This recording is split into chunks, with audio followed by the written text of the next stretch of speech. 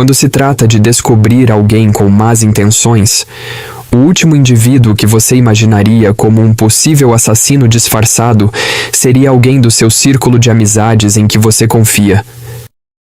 Se você fosse um detetive, você nunca desconfiaria daquele colega que sábado à noite toma uma cervejinha com você. Como você poderia suspeitar de alguém que compartilha as suas mesmas crenças de justiça e ética? É exatamente sobre esse tema que abordaremos no vídeo de hoje.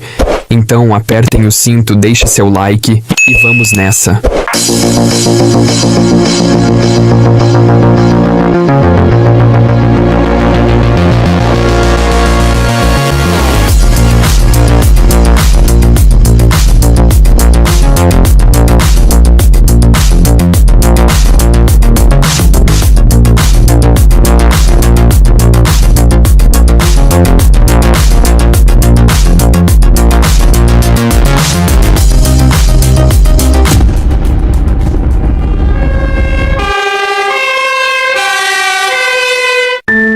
Nascido em um sábado, no dia 18 de dezembro de 1948, em Burbank, Califórnia, Edmund Kemper, desde garoto, enfrentava o desvio de comportamento, uma condição que indicava os primeiros traços de uma mente infantil propensa a desenvolvimento de psicopatia.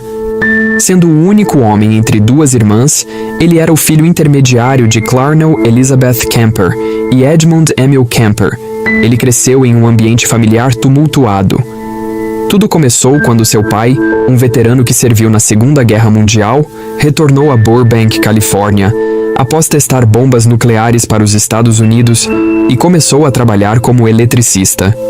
Clarnell Kemper não aceitava o trabalho comum de seu marido após ele ter participado de algo tão grandioso. Ela tinha um temperamento extremamente agressivo e abusivo, diminuindo Emil Kemper sempre que possível, tornando o casamento deles um verdadeiro inferno. O efeito tóxico dela conseguiu minar a autoestima de Emil, ao ponto dele considerar tirar sua própria vida por acreditar na imagem de um ser humano fraco e fracassado construído pela sua esposa. Edmund Kemper cresceu sob essa realidade caótica e uma origem violenta que, desde o início, contribuiu para que sua mãe o abusasse emocionalmente. Isso distorceu qualquer esperança de reabilitação precoce para o menino. Nesse período, em meio a fantasias sombrias, o garoto desenvolveu uma futura conduta psicopatológica e começou a demonstrar interesse em decapitar as bonecas de suas irmãs e realizar atos obscenos com elas. Posteriormente, sua crueldade evoluiu para algo ainda mais perturbador: a matança de animais. Edmund Kemper degolava gatos, cachorros e os enterrava no jardim de casa. Comportamento esse que está quase sempre presente na infância de futuros serial killers. Possuindo uma inteligência notável, com um QI de 145, nos raros momentos em que se divertia com as suas irmãs, Kemper brincava de câmara de gás e cadeira elétrica, sempre pedindo para ser amarrado, enquanto fingia ser um criminoso condenado à morte. Com indícios de uma mente estratégica e implacável, em algumas ocasiões, o garoto chegou a pegar o antigo revólver de seu pai, seguir seu professor até em casa e observá-lo pela janela com a arma engatilhada, imaginando o que aconteceria se ele puxasse o gatilho e visse o professor ser atingido. Em determinada ocasião, ele confessou a uma de suas irmãs que estava apaixonado por sua professora, mas para beijá-la, teria que matá-la. As duas irmãs passaram a desprezá-lo e, com o tempo, foram se distanciando. Não era apenas o seu comportamento estranho e suas palavras, o garoto também era notavelmente grande para a sua idade, chegando a quase 2 metros de altura e mais de 100 quilos na adolescência. Esse seu porte avantajado também as intimidava. Em 1957, com 9 anos, seus pais se divorciaram e ele se mudou com a mãe e as irmãs para Montana. A partir desse ponto, vários padrastos entraram na vida da família, homens que frequentemente humilhavam o menino. Além disso, sua mãe Clarnell passou a beber frequentemente, aumentando o seu descontrole. Ela vivia gritando e o humilhando, criando um ambiente doméstico cada vez mais tóxico. Com tendências piromaníacas, Kempler, com 10 anos de idade, passou a ser trancado no porão da casa, depois que ele tentou incendiar o quarto de suas irmãs enquanto elas estavam dentro. Ela o deixava lá embaixo no escuro entre ratos, chegando a ficar privado de comida por vários dias. Na escola, sua vida também não era nada fácil. Mesmo sendo um garoto de estatura imponente, ele vivia com medo de apanhar dos colegas. O garoto nunca conseguiu manter amigos por muito tempo e não conseguia explicar a eles o motivo de passar o dia inteiro trancado no porão, impedindo que alguém pudesse brincar com ele. Com 13 anos, ele tomou a decisão de fugir e foi procurar seu pai na Califórnia. No entanto, ele descobriu que o pai havia se casado novamente e tinha outro filho. Sendo ignorado e rejeitado, ele acabou voltando para a casa da mãe. Conforme o tempo passava, o relacionamento só piorava com sua mãe.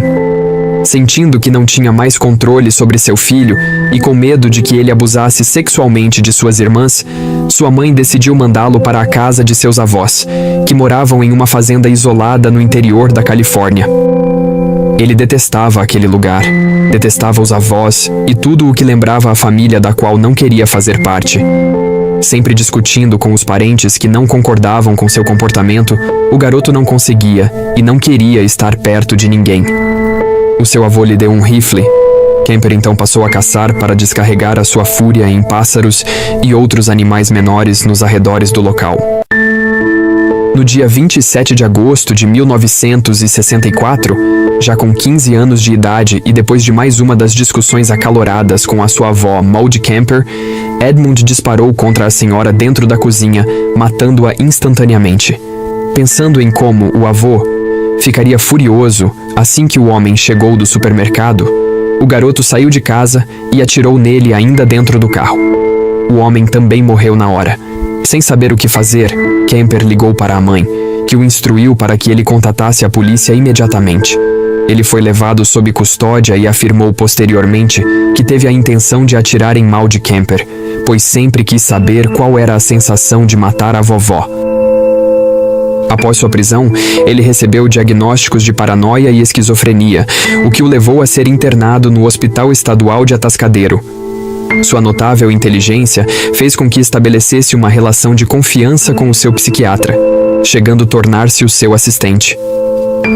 Os melhores anos da vida de Edmund Kemper ocorreram no ambiente do hospital psiquiátrico, onde se destacava como um auxiliar competente e todos os funcionários gostavam dele.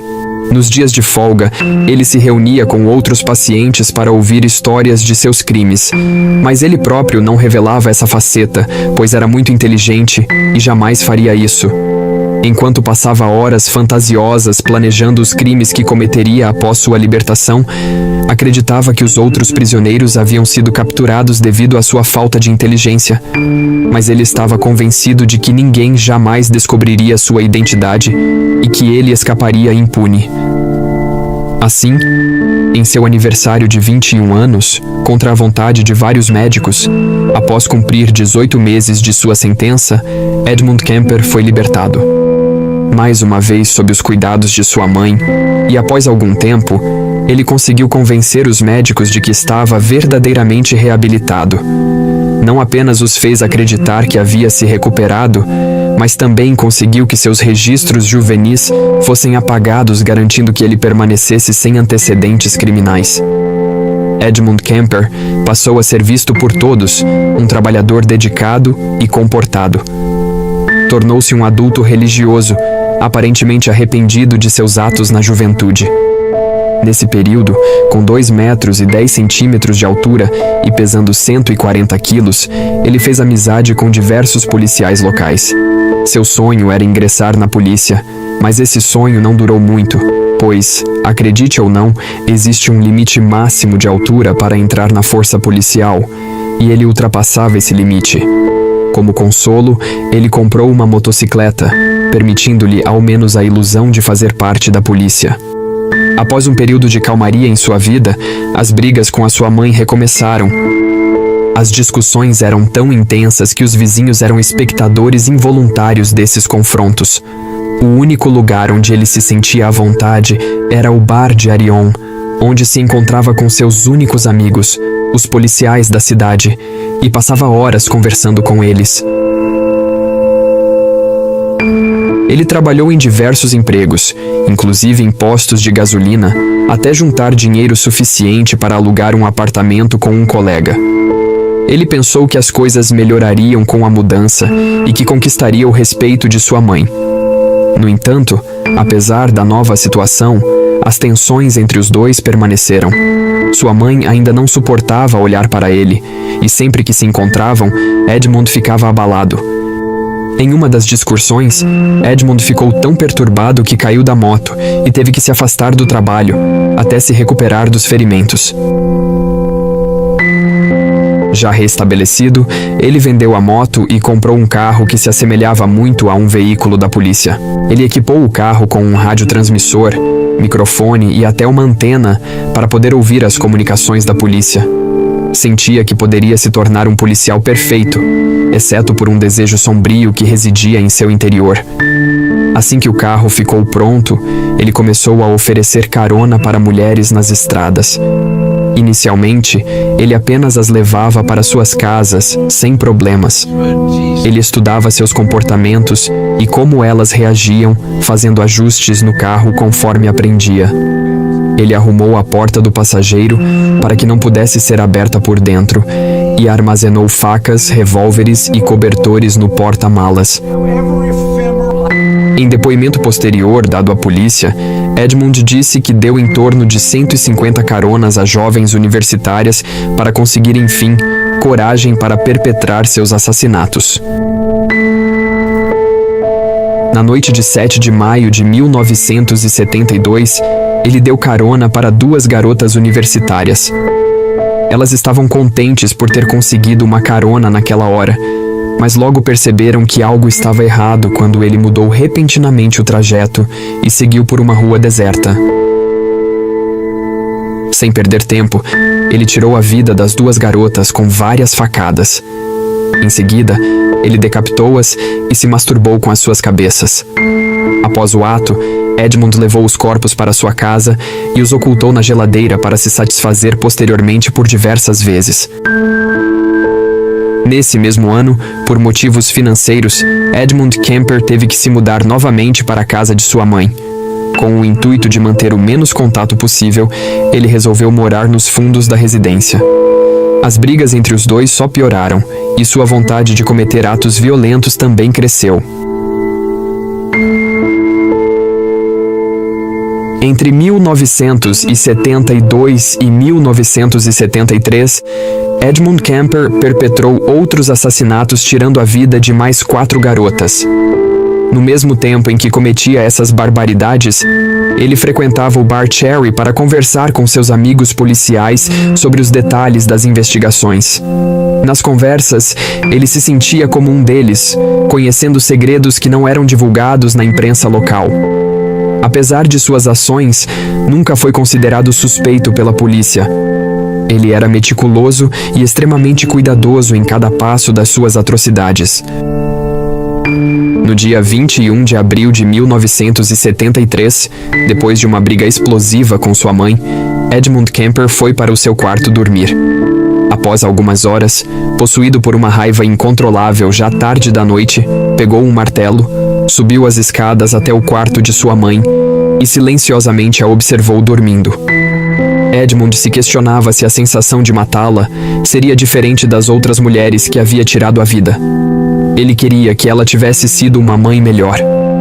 Então, muito angustiado e com apenas um único golpe, Edmund acertou a sua cabeça, matando-a instantaneamente, para em seguida decapitá-la e abusá-la sexualmente. Em um ritual macabro, arrancou as cordas vocais dela e jogou no triturador de lixo para que ela nunca mais pudesse falar. Depois foi até o seu quarto e pegou vários dardos e ficou atirando em sua cabeça até se acalmar. Ainda não satisfeito, Edmund Kemper teve uma ideia brilhante. Ligou para a melhor amiga de sua mãe, Sarah Easton, e a convidou para um jantar. Disse que queria fazer uma surpresa para Clarnell. Sem perder tempo, arrumou a mesa para as duas e esperou a mulher chegar. Nem deu tempo dela fazer nada assim que Sarah entrou na casa. Edmund Kemper a atacou e sufocou até a morte. Na manhã seguinte, depois de acordar do transe em que estava, Edmund ficou extremamente preocupado com tudo o que havia feito. Então pegou o carro de Sarah e partiu sem rumo.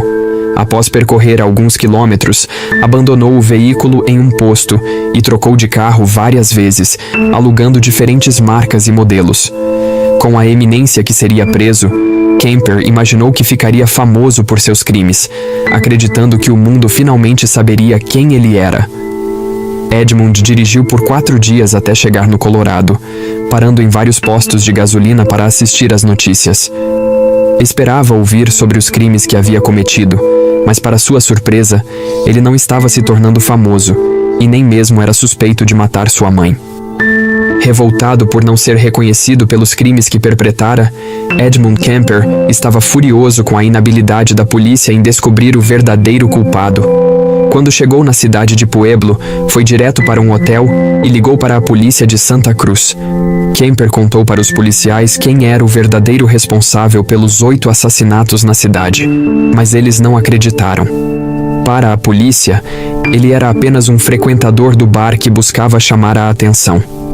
Precisou fazer diversas ligações detalhando os crimes até que finalmente acreditassem nele. Ele mencionou detalhes que apenas o verdadeiro assassino saberia e revelou sua localização. A polícia atravessou 3 estados para prendê-lo. Durante os interrogatórios que se seguiram, ele admitiu ter guardado cabelos, dentes e pedaços de pele de algumas de suas vítimas. Também explicou como posicionava os corpos de frente para o quarto de sua mãe, pois, segundo ele, ela adorava ser vista por todos. O advogado de defesa designado para seu caso tinha poucas opções e alegou que seu cliente não estava em plenas faculdades mentais no momento dos seus crimes. No entanto, o promotor de acusação Joel Forte afirmou que ele não era louco, mas sim obcecado por sexo e violência, carente de atenção e que, se fosse solto, mataria novamente. Quando questionado sobre a pena que deveria receber por seus crimes, ele respondeu: pena de morte por tortura. O julgamento durou 3 semanas, e no final, Edmund Kemper foi considerado culpado de assassinato em 1º grau em todos os homicídios, sendo condenado à prisão perpétua, sem possibilidade de condicional. Edmund Kemper escapou da pena de morte porque em 1972 ela foi abolida no estado da Califórnia. Ele foi encarcerado na instalação psiquiátrica do condado de Solano, onde permanece até hoje. Após sua prisão, Edmund Kemper ajudou os policiais da cidade de Santa Cruz, na Califórnia, especialmente o detetive Michael Aluffi, a desvendar uma série de assassinatos brutais cometidos na época. Curiosamente, ele se tornou uma fonte importante de informações para o FBI, no desenvolvimento de métodos de identificação de serial killers, ajudando na investigação e solução de diversos crimes. Uma série da Netflix, Mindhunter, retrata a sua história.